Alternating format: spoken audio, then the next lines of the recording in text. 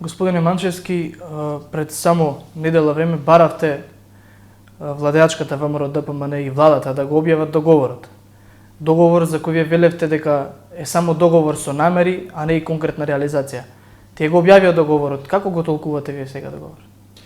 Се потврдија нашите сомневања дека всушност не станува збор за никаков договор за приклучување на Македонија кон Јужниот тек, туку станува збор за спогодба според која што дури допрва ќе се одредува техничката, економската, еколошката и финансиската целисходност на проектот.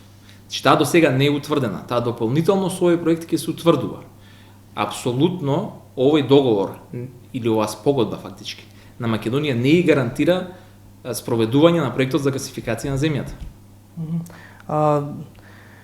Ние го прегледавме договорот, посебно членот 5 е малку контрадикторен, пошто вели дека улогата на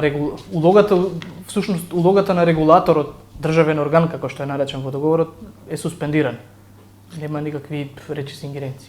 Апсолутно сте во право. Токму со членот 5 целосно се елиминира регулаторната комисија за енергетика од процесот на утврдување на цената на гасот во Македонија.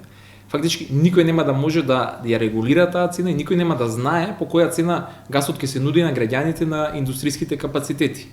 Ова е целосно воспротивно со Законот за енергетика во Македонија, како и со редица на европски одредби кои што на Македонија се има обврзано пред да се приклучи во Европската унија. На крајот на краиштата ние ќе станеме дел од таа Европска унија релативно брзо и ќе мораме да ги применуваме овие законски одредби. Да, наоѓате ли некој друг член кој што е?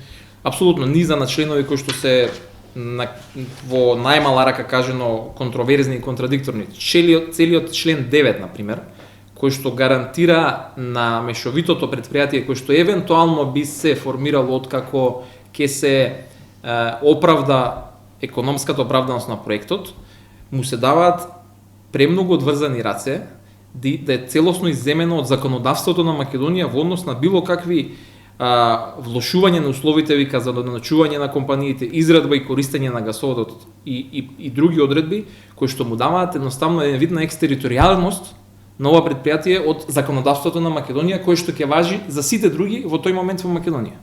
Тоа е еден дел само. На крајот на криштата и самата влада која што го одредила надлежниот орган од наша страна која што ќе го потпише овој договор или спогодба, како што е навистина, е спорно, а тоа е Министерството за финансии. Кај нас задолжен да го следи секторот на енергетика е Министерството за економија. И постои посебен сектор за енергетика во Министерство. Или ајде да бараме некоја малце друга логика. Министерството за транспорт и врски е тоа кое што изготвуваше стратегијата на владата за гасификацијата. Значи, по никаква логика Министерството за финансии не може да биде надлежно за спроведување на проектот за гасификацијата на земјата. Уште еден аргумент кој што оди во прилог на тоа дека не знаеме дали ќе се спроведе овој проект е дека воопшто не е одредена ниту трасата. И пазете, има уште една нелогичност. Прво ќе се одредува економската оправданост на проектот, па после дополнително ќе се утврдува трасата по која што ќе се движи гасоводот. Тоа нема никаква логика, затоа што токму таа траса игра голема улога во цената на чинење на изградбата на гасоводот. Така да, целата оваа спогодба е само уште една од низата на одложување на владата на проектот за гасификација на Македонија.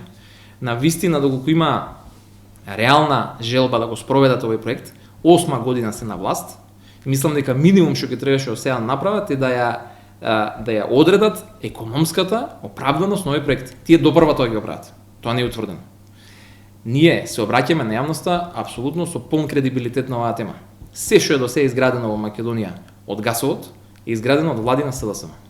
1 милиметар нема изградено било која влада на ДПМН во врска за овој проект. Струмица и Куманово остануваат единствените гасифицирани градови во Македонија. Тие се под власт на СДСМ. Така да, сметаме дека оваа владеачка гарнитура апсолутно нема капацитет и нема политичка волја пред се ова да го спроведе. Се надеваме дека веднаш по промената на власта, кој што ќе случи брзо, ние целосно и реално ќе спроведеме гасификацијата во Македонија.